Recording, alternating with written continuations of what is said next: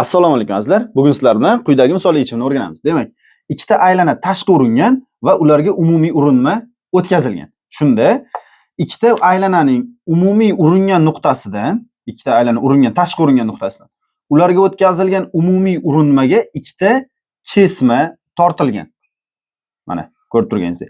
Va mana shu ikkita kesma orasidagi burchak alfani topishni sizlar bilan bugun o'rganamiz o'rtoqlar. Mana shu alfani topishni o'rganamiz. Mana shu burchak necha gradus bo'lar ekan?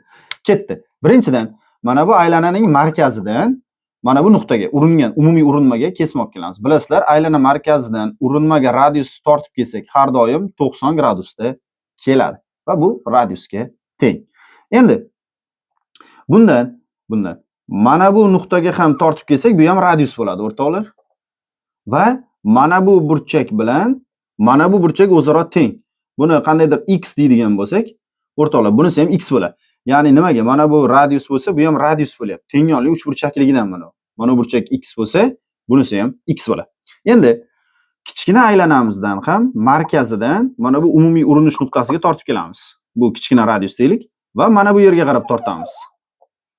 Mana bu yerga tortamiz. Buni ham kichkina radius desak, mana bu burchak y bo'ladigan bo'lsa, mana bu burchagimiz ham y bo'ladi, o'rtoqlar. Esinglarda qolsin.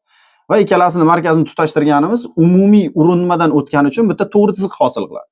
Va bitta to'g'ri chiziq, bitta yoyiq burchak hosil qiladi. U 180 gradus. Eslab qolasizlar. X qo'shilgan y, mana pastdan yozamiz. Qo'shilgan alfa 180 gradus bo'lishi kerak. Xo'sh, bizda bu bor. Endi mana bu burchak x bo'lsa, bu 90 edi-ku. Mana bu joyiga o'rtoqlar 90 minus x qoladi. 90 minus x qoladi mana burchak. Mana burchak y bo'lsa, bu ham 90 gradus. Ya'ni markazdan urinmaga kelsa 90 gradusga keladi. Bu y bo'ladigan bo'lsa, o'rtoqlar, bunisi ham 90 minus y bo'ladi.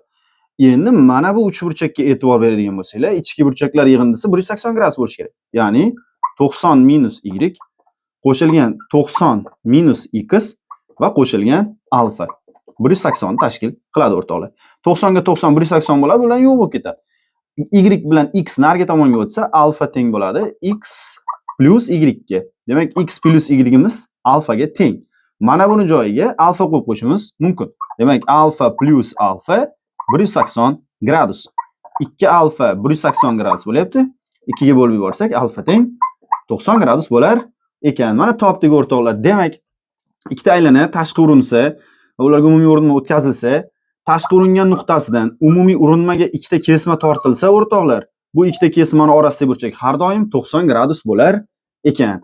Video tushunarli bo'ldi degan umiddamiz. E'tiboringiz uchun rahmat.